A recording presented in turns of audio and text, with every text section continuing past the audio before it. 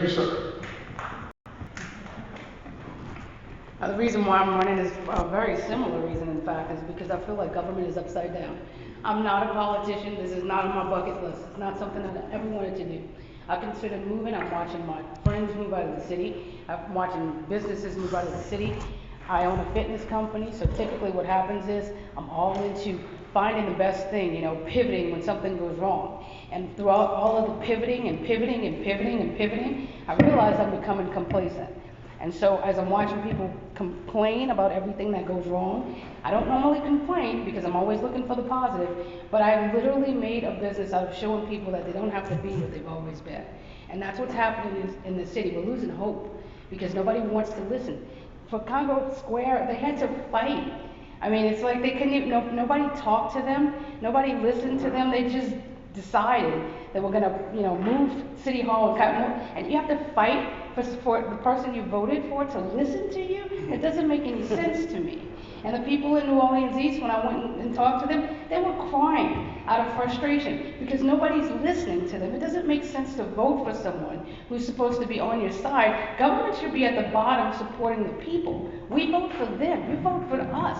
We're not supposed to be dictators telling you what's going to happen. I shouldn't have to cry and fight and beg people to come out and wear the same color shirts and march on TV and get the media to come and help me get the mayor to listen to me. That's not what government's about, and that's my issue. That's why I'm running for mayor.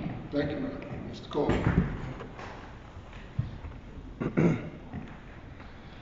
I'm running for mayor because multiple of my neighbors asked me to.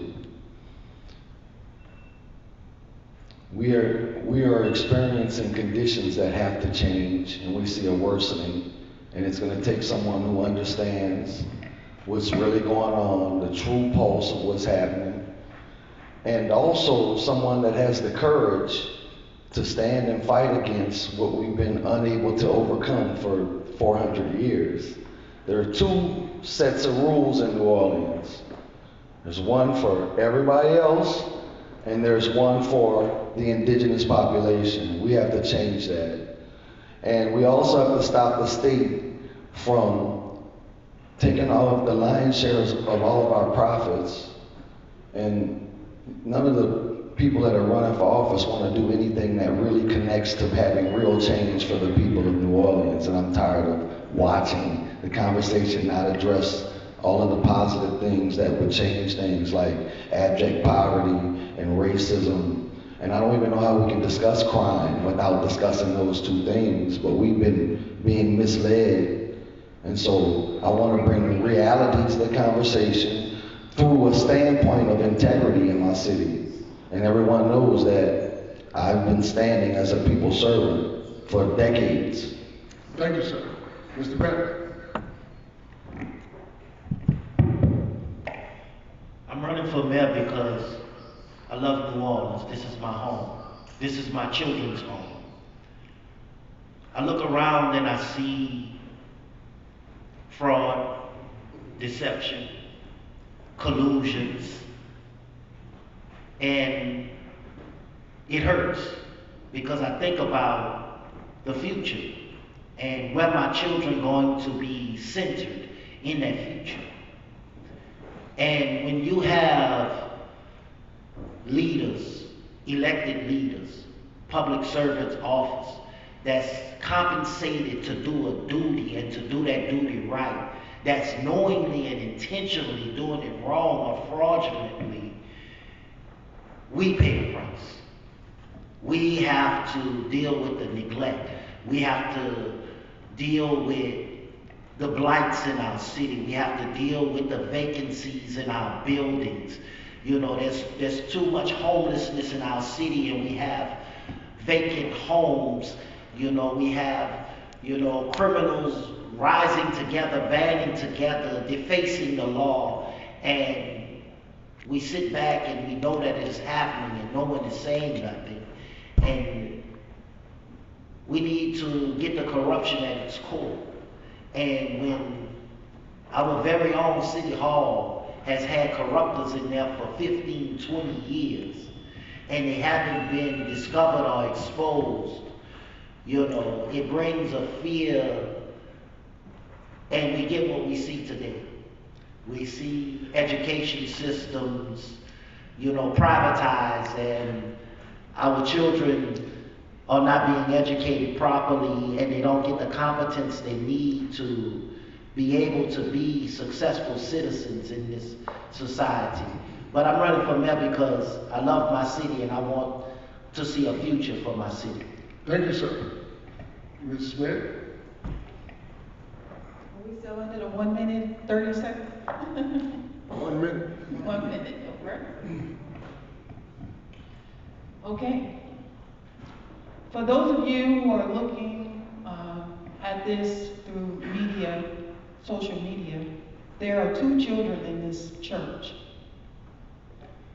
And they deserve a city that they can grow up in. They deserve an education, not a biased education. We've already been through this. We should not repeat the past that is killing us as citizens and our humanity. For those of you who went to grade school, you know Louisiana was purchased. So there are descendants that you have to show respect to regardless or not. Next, you have to show respect to the people that you elected. You cannot get upset with Mayor Cantrell for her actions because you trusted her and you voted her in. Now you've seen some results that you do not like.